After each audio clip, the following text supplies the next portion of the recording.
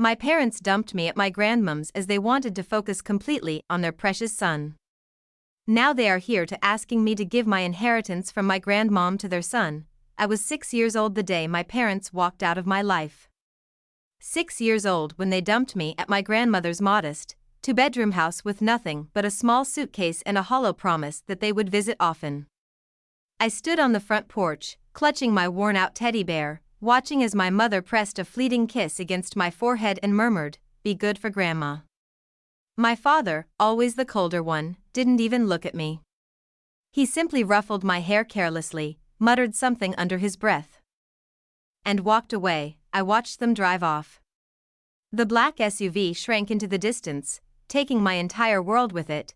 I was too young to understand why they were leaving me behind. It took years for the truth to unfold, that they were discarding me like an unwanted burden so they could devote themselves completely to my younger brother, Noah.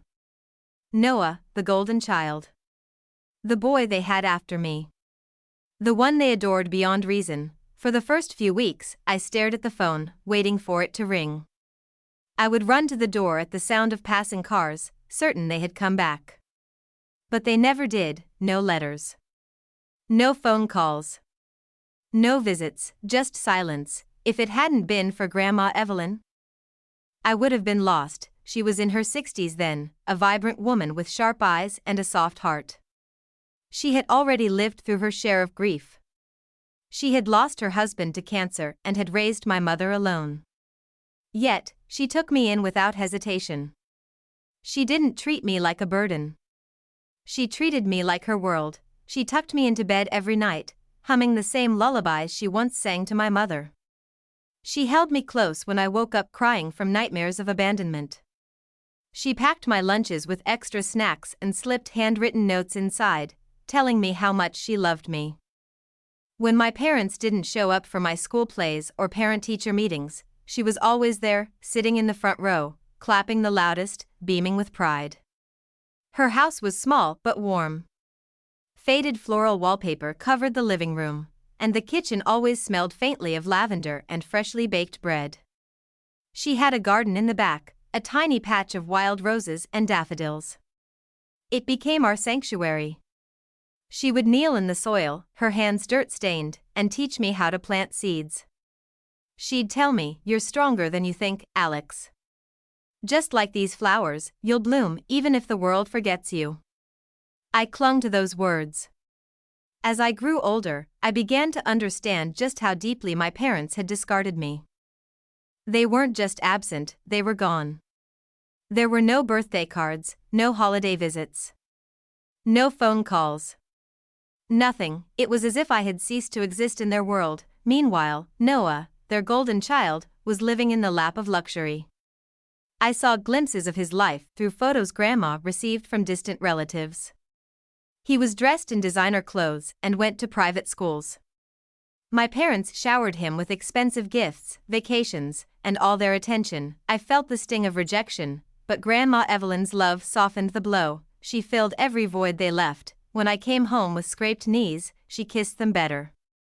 When I was too sick to go to school, she made me warm soup and read me stories. When I came home with my first on a science test, she baked me a cake from scratch. Even though she wasn't much of a baker, she was everything my parents refused to be. By the time I was a teenager, I had no illusions about where I stood with my parents. I knew Noah was their favorite, the only child they acknowledged. I didn't care anymore. I had Grandma, and that was enough. As I grew older, I threw myself into academics.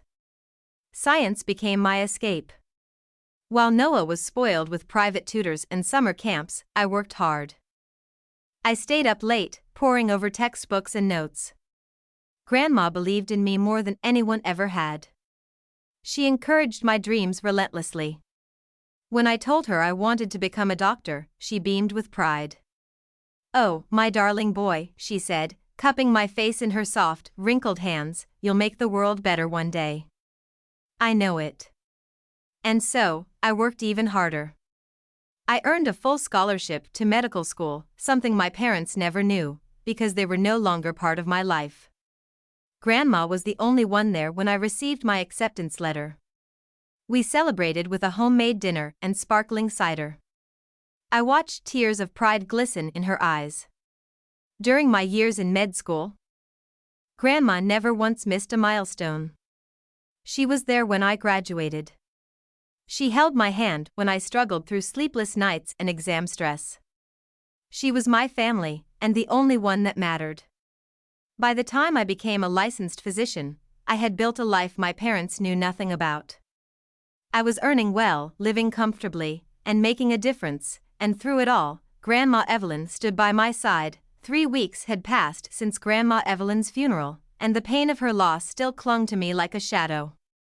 Her absence was a constant ache, a dull but persistent weight on my chest. Every corner of the house held memories of her, the rocking chair by the window where she used to knit, the scent of lavender that still lingered in her old bedroom, and the small wooden table in the kitchen where we once shared countless meals. I spent my days trying to fill the silence with work, throwing myself into long shifts at the hospital, saving lives while my own felt fractured. But the moment I stepped back into the empty house, the weight of her absence returned. I was sitting on the back porch one evening, watching the sun dip below the horizon, when I heard the faint knock at the door. It was hesitant, almost unsure. I wiped my hands on my jeans and made my way in. When I opened the door, my breath caught in my throat. There they were. My parents. Noah. For the first time in over 2 decades, I was standing face to face with the people who had abandoned me. My father was still tall, still imposing, but the years had not been kind. His once sharp features were now marked with lines of age and bitterness. My mother, who once had the graceful elegance of a woman who lived in comfort, now seemed weathered beneath layers of expensive makeup. Her eyes, once cold, were now calculating. And Noah. He had grown into everything I expected him to be. Arrogant. Smug. Entitled. Even as he stood behind them with his hands stuffed in the pockets of his designer jeans, he wore a condescending smirk, the same one I remembered from the rare childhood photos Grandma had kept. The golden child, perfectly groomed and adored, now stood before me like he owned the world. For a moment, none of us spoke. The weight of the years, the betrayal, and the silence that followed it hung between us. Then my father broke the tension. "Alex," he said, his voice carefully composed, slick with fake concern. "We're so sorry about Evelyn." We were devastated. Devastated, the words made my skin crawl. I knew they hadn't even attended her funeral, not a phone call. Not a condolence card, nothing. I didn't move, didn't speak. I just stared at them. My mother stepped forward, her expression softening with fake sympathy. She reached out and took my hand, the same hand she had abandoned decades ago. "We know you must be going through so much, sweetheart. We're here for you." Sweetheart, a word she hadn't used since I was 6 years old. I slowly pulled my hand away, clenching my jaw, and that was when my father dropped the mask. His voice grew colder, more direct. "We heard about the will," he said, his eyes narrowing slightly. "We thought it would be best if we could discuss how to split the estate fairly." The reason they were really here. They weren't mourning Grandma Evelyn. They weren't here out of guilt or remorse.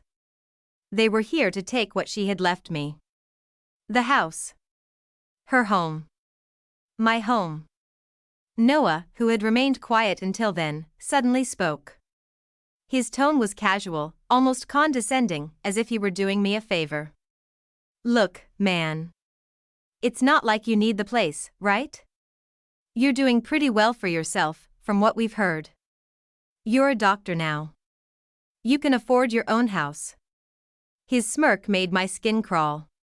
The same smirk he probably wore when our parents abandoned me. I let out a slow breath, my hands curling into fists at my sides. I should have been furious. I should have screamed at them, demanded they leave. But instead, I felt strangely calm. Cold.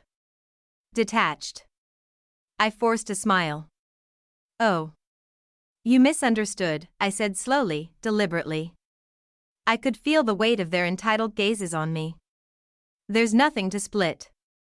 I held Noah's stare. Grandma left everything to me. Every single thing. The smug expression on Noah's face fell instantly. My father's eyes narrowed. My mother's painted lips parted slightly, her fake sympathy slipping into shock. For a brief moment, there was only stunned silence. Then my father's face hardened. That's ridiculous, he snapped.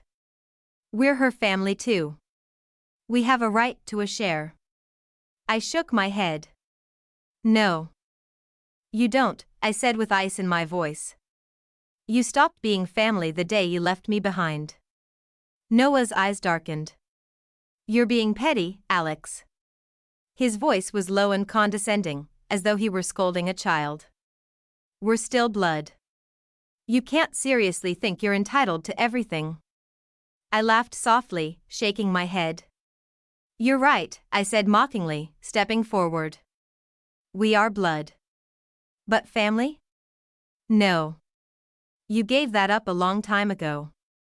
Without another word, I slammed the door in their faces. They didn't take my refusal gracefully. Of course they didn't. People like them never did. A week later, I received the legal notice. My parents were contesting Grandma Evelyn's will, claiming they were entitled to part of her estate. The sight of the papers made me sick with rage. These were the people who had abandoned me, the people who never once called or cared, now demanding a share of the home that had sheltered and loved me. I hired a lawyer. A good one. It didn't take long for the case to fall apart. The will was airtight, written clearly and legally, with no room for dispute. Grandma had made it crystal clear, every asset, including the house, was mine. There was nothing they could do. The court ruled in my favor. They lost. But the blow to their greedy ambitions was only part of my victory. As the case concluded, their financial troubles came to light.